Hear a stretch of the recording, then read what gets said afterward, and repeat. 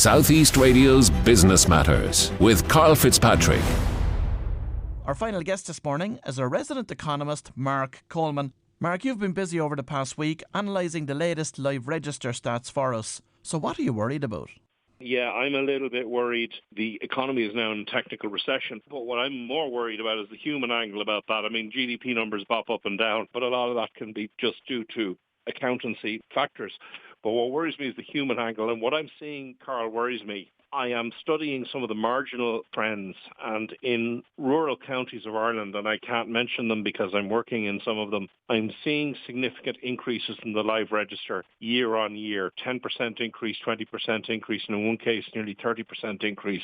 Now, that's the live register. It's not the unemployment figure, but it is an indicator of where the unemployment figure is going. And say it's not big enough yet to make a dent in the national rate of unemployment, but what I notice is that the rate of unemployment for younger people has gone up from 6.9% in May to 7.4% in June. Now, that's extraordinarily worrying because it's also up a year before, and that's telling me that younger workers who tend to work in the more marginal, vulnerable economic sectors like retail, wholesale, hotels and restaurants, they're finding it tougher to get work. And this relates to something we were talking about last week, the dual economy, as I call it. How is it that we have overheating in one side of the economy and yet we're in recession? Well, it's another indication of a true twin-track economy. We have new vehicle sales, and particularly the more expensive new electronic vehicle sales or electric vehicle sales are